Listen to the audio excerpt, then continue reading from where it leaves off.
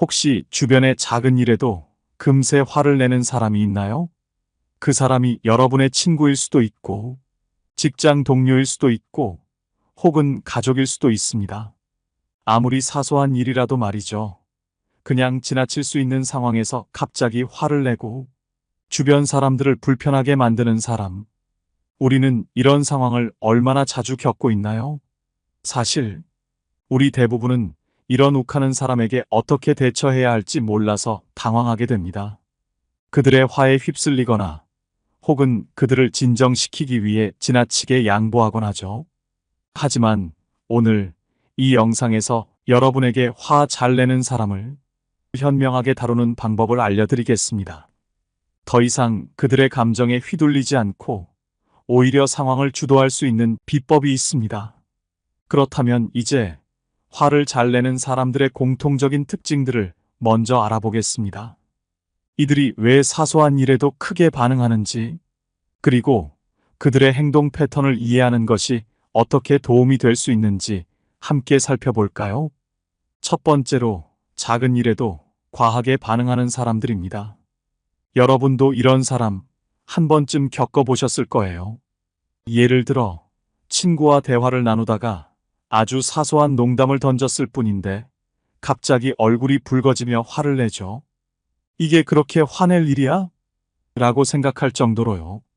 이런 사람들은 사실 사소한 일이지만 마치 자기 존재를 위협하는 큰 공격처럼 받아들여요. 그러니까 말 그대로 작은 불씨에 온 집이 다 타버린 격이죠. 자존심이 조금이라도 상처받는 순간 그들은 공격적으로 반응하면서 자신을 지키려고 합니다. 그들의 화는 일종의 방어 기제라고 볼 수 있어요. 하지만 그 방어가 너무 과격해서 주변 사람들까지 지치게 만들죠. 두 번째는 비난의 화살을 돌리는 습관이에요. 이런 사람들과 있을 때는 여러분이 뭔가 잘못하지 않았는데도 마치 여러분의 탓인 것처럼 느껴지는 경우가 있죠.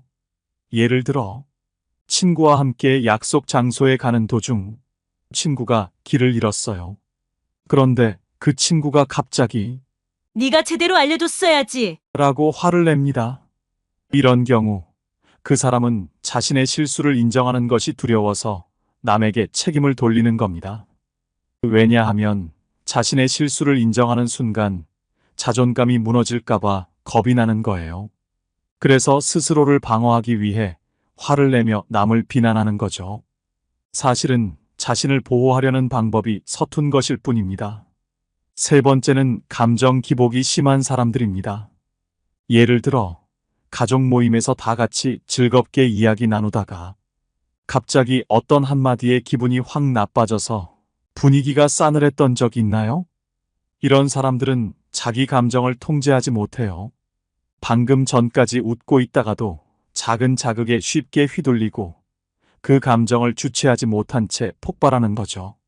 마치 끓어오르는 냄비의 뚜껑이 갑자기 열려 증기가 한꺼번에 확 튀어나오는 것처럼요. 이런 사람들과 함께 있으면 분위기가 순식간에 얼어붙어 당황하게 되죠. 그들은 본인도 모르게 감정에 휘말리기 때문에 주변 사람들도 혼란스러워지기 마련입니다. 마지막으로 통제 욕구가 강한 사람들입니다. 이 사람들은 자신이 계획한 대로 일이 흘러가지 않으면 화를 냅니다. 예를 들어 집안에서 무언가를 하려고 계획해뒀는데 가족들이 그걸 무시하거나 엉뚱하게 행동할 때 그 사람은 갑자기 화를 내며 왜? 내 말대로 하지 않았어? 라고 크게 소리치죠. 이런 사람들은 자신이 통제하지 못하는 상황을 두려워하는 겁니다. 회의나 중요한 결정을 내리는 자리에서도 자신의 의견이 반영되지 않으면 화를 내면서 상황을 통제하려고 해요. 마치 자신이 모든 것을 장악하지 않으면 불안해서 견딜 수 없는 것처럼요. 그들에게는 그 통제권을 잃는 순간이 바로 세상이 무너지는 순간과도 같습니다. 결국 이런 사람들은 자신을 방어하거나 불안을 통제하기 위해 화를 내는 겁니다. 그들의 격한 반응은 사실 자신을 보호하려는 방법일 뿐이죠. 중요한 건 우리가 그들의 심리를 이해하고 그 상황에 휘말리지 않는 방법을 찾아내는 겁니다.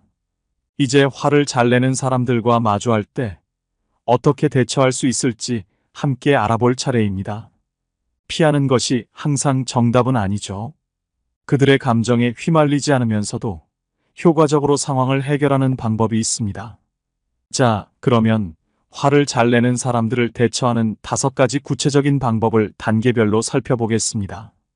각 방법은 간단하지만 강력한 효과를 발휘할 수 있습니다. 이 중 하나만 활용해도 상황을 크게 개선할 수 있으니 자신에게 맞는 방법을 선택해 실천해 보세요. 첫 번째, 진정해라는 말을 절대로 하지 마세요. 여러분, 화가 난 사람을 차분하게 만들기 위해 흔히 진정해라고 말하곤 하죠. 그런데 이런 경험 있으신가요? 상대방에게 진정해라고 말했을 때 오히려 더 크게 화를 냈던 적이요. 사실 이 말은 상대방을 더 자극할 수 있습니다. 진정하라는 말은 마치 그 사람의 감정을 무시하거나 그 감정이 잘못된 것처럼 느껴지게 할 수 있거든요. 그 순간 상대는 더 크게 반발하게 됩니다. 예를 들어 친구와 대화 중에 무심코 던진 말 한마디로 친구가 화가 나서 목소리를 높인 상황을 떠올려 볼까요? 여기서 만약 여러분이 진정해라고 말한다면 그건 마치 그 친구의 감정이 과장됐다는 듯이 들릴 수 있어요. 그러면 어떻게 될까요? 그 친구는 더 화를 내며 대화는 완전히 꼬여버리죠. 진정해라는 말은 불에 기름을 붓는 격입니다. 이럴 때 어떻게 해야 할까요? 가장 중요한 것은 상대방의 감정을 인정하면서도 감정적으로 휘말리지 않는 것입니다. 이때 사용할 수 있는 효과적인 방법은 차분하게 이렇게 말하는 겁니다. 내가 너를 화나게 했다면 미안해. 그런 의도가 아니었어. 네가 힘들어하는 것 같은데 그 부분을 좀 더 이야기해 줄래? 특히 그 부분을 좀 더 이야기해 줄래? 이 한마디는 상대방의 감정을 인정하면서도 대화의 방향을 차분하게 돌리는 방법입니다. 상대방의 감정을 인정하고 이야기를 풀어나가도록 유도하는 거죠. 그들의 감정을 먼저 받아들임으로써 상대가 자신을 존중받고 있다고 느끼게 되며 스스로 진정하게 만듭니다. 심리학적으로 화가 난 사람은 자신의 감정이 무시당할까 두려워합니다. 그래서 진정해 같은 말은 오히려 그들의 감정을 깎아내리는 것처럼 들릴 수 있어요. 반대로 그들의 감정을 인정하고 대화를 이어가면 그들은 차분해질 기회를 얻게 됩니다. 퇴계 이황은 말했습니다. 자신의 마음을 다스릴 줄 아는 자가 남의 마음도 다스릴 수 있다. 여러분이 먼저 차분함을 유지하고 상대방의 감정을 존중하면 결국 상황을 주도하게 됩니다. 좀 더 이야기해 줄래? 이 한마디를 던졌을 때 상대방은 내가 무시당하지 않고 내 이야기를 들어주려 하는구나 라고 느끼면서 감정이 서서히 가라앉게 됩니다. 결국 감정적으로 휘말리지 않고 차분하게 대응하는 것이야말로 화를 잠재우는 가장 강력한 방법인 거죠. 두 번째, 절대로 아무 말 없이 그 자리를 피하지 마세요. 때로는 화가 난 사람과 대화를 이어가는 것보다 잠시 거리를 두는 것이 현명한 선택일 수 있습니다. 감정이 격해진 상황에서 계속 대화를 시도하면 문제는 더 꼬이고 갈등이 심화되기 쉽죠. 하지만 그렇다고 아무 말 없이 자리를 피해서는 안 됩니다. 왜냐하면 아무 말 없이 떠나면 상대방은 무시당했다고 느끼고 감정이 더 상할 수 있기 때문이에요. 한번 상상해 보세요. 여러분이 화가 난 상황에서 상대방이 아무 말 없이 갑자기 자리를 떠났다면 어떻게 느껴질까요? 아마도 내 감정은 중요하지 않은가? 또는 이 사람은 나와 대화할 생각이 없는 건가? 하는 생각이 들 수 있겠죠. 말없이 자리를 뜨는 것은 문제를 해결하려는 의지가 없다는 메시지로 받아들여질 수 있습니다. 이는 상대의 감정을 더욱 격앙시키고 결국 나중에 다시 만나더라도 그 감정의 불씨는 쉽게 꺼지지 않게 됩니다. 노자는 말했습니다. 물이 넘칠 때는 그릇을 기울이는 것이 아니라 물이 가라앉을 시간을 기다린다. 이 말처럼 급하게 상황을 회피하거나 끝내려 하기보다는 상대에게 시간이 필요하다는 걸 인정하고 기다리는 것이 갈등을 해결하는 가장 좋은 방법입니다. 따라서 적절한 거리두기를 할 때는 반드시 그 이유를 상대방에게 설명하고 나가는 것이 중요합니다. 그렇다면 어떻게 말해야 할까요? 지금은 우리 모두 화가 난 것 같아. 잠시 각자 생각을 정리하고 나중에 차분하게 다시 만나 이야기해보자. 이 한마디로 상대방에게 감정을 진정할 시간을 주는 동시에 대화를 피하지 않겠다는 의지를 표현하게 됩니다. 심리학적으로 화가 난 사람은 자신이 통제할 수 없는 상황에서 더 큰 감정 폭발을 일으키기 때문입니다. 그래서 대화를 회피하는 것처럼 보이지 않도록 감정을 인정하고 시간을 갖자는 의도를 명확하게 전하는 것이 중요합니다. 결국 말없이 떠나는 것과 달리 상대방에게 그 이유를 설명하고 나가는 것은 상대의 감정을 존중하면서도 상황을 이성적으로 풀어나갈 수 있는 첫걸음이 되는 것이죠. 세 번째, 감정을 환기시키세요. 여기 작은 회사를 운영하는 사장님이 있습니다. 평소엔 차분하고 침착하던 그가 어느 날 회의 중 갑자기 폭발하듯 화를 내기 시작했습니다. 직원들 모두가 깜짝 놀랄 만큼 그의 목소리는 사무실에 울려 퍼졌습니다. 왜 이런 식으로 일을 처리하는 거야? 분위기는 순식간에 얼어붙었죠. 직원들은 겁에 질려 말을 잃었고 모든 이의 시선이 그 사장에게 쏠렸습니다. 그때 팀장인 박 과장이 천천히 다가가 사장과 마주한 후 한마디를 던졌습니다. 사장님, 오늘 무슨 안 좋은 일 있으셨나요? 기분이 많이 안 좋아 보이십니다. 이 말이 나오자 사장은 한동안 말을 잇지 못했습니다. 여전히 분노가 서려 있었지만 그 한마디가 서서히 그의 마음을 풀기 시작했습니다. 그는 한숨을 길게 내쉬며 잠시 뒤에 팀장과 따로 대화를 나누고 싶다고 말했습니다. 이후 개인적으로 나눈 대화에서 사장은 업무 스트레스뿐만 아니라 오랜 가정 문제와 개인적인 갈등이 겹쳐져 그날 폭발한 것이라고 털어놓았죠. 직원에게 화를 낸 건 그 모든 고통이 쌓여온 결과였던 겁니다. 결정적인 이 한마디, 오늘 무슨 안 좋은 일이 있으셨어요? 는 단순한 질문 이상입니다. 심리학적으로 이 말은 상대방이 느끼는 감정의 진짜 원인을 탐색하게 만드는 힘이 있습니다. 화를 낸 그 순간, 그 사람은 자신이 왜 그렇게 감정적으로 반응하는지 정확히 인식하지 못합니다. 다른 문제에서 비롯된 감정을 현재 상황에 투사하는 경우가 많죠. 이를 전이된 감정이라고 합니다.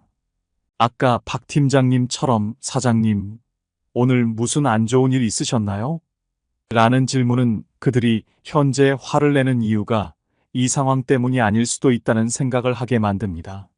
순간적으로 본인의 감정을 다시 들여다보게 하는 거죠.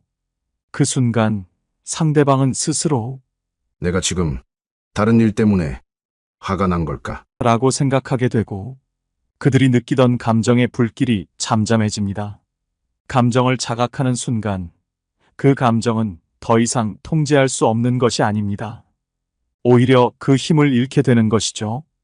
이는 상대방의 격렬한 감정을 순식간에 환기시키고 그들이 진짜로 화가 난 이유를 깨닫게 해주는 강력한 도구가 됩니다. 율곡 이인은 말했습니다.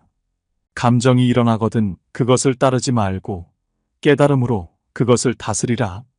그들의 감정을 바로잡으려 하지 말고 스스로 깨닫도록 도와주는 것이야말로 감정을 잠재우는 핵심입니다.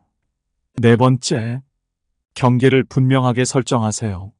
상대방이 화를 낼 때 그들의 감정을 인정해주는 것은 중요합니다.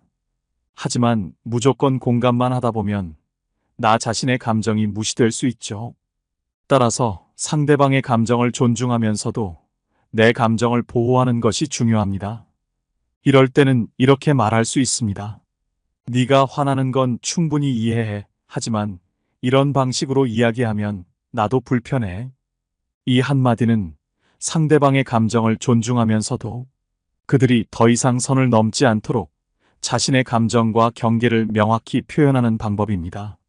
심리학적으로 경계를 설정하지 않고 무작정 상대방의 감정에 휘말리면 상대방은 그 감정을 계속해서 표출하려고 할 수 있습니다.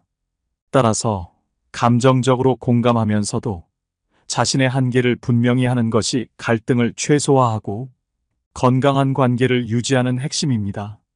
퇴계 이황은 이렇게 말했습니다. 지혜로운 자는 타인의 마음을 받아들이되 자신을 잃지 않는다. 상대방의 감정을 이해하는 동시에 나 자신을 잃지 않고 지키는 것이 바로 경계 설정의 중요한 역할입니다. 5번째, 감정을 인정하되 해결책을 제시하세요. 화가 난 상대방과 대면했을 때 그들의 감정을 인정하는 것은 문제를 해결하는 데 있어 필수적인 첫 단계입니다. 하지만 단순히 감정을 인정하는 것만으로는 상황이 해결되지 않죠. 이럴 때는 감정을 인정하면서도 실질적인 해결책을 함께 모색하는 것이 중요합니다. 예를 들어 프로젝트 마감일이 지연되어 동료가 화를 낸 상황에서 네가 화나는 건 이해해. 라고만 말한다면 동료는 자신의 감정이 인정받았다고 느끼겠지만 문제의 본질을 해결하지는 못할 겁니다. 이럴 때 네가 걱정하는 부분을 이해해. 이 문제를 해결하기 위해 어떤 구체적인 조치를 취할 수 있을지 함께 생각해보자. 라고 말하면 어떻게 될까요? 이 방식은 심리학적으로 2가지 효과를 가지고 있습니다.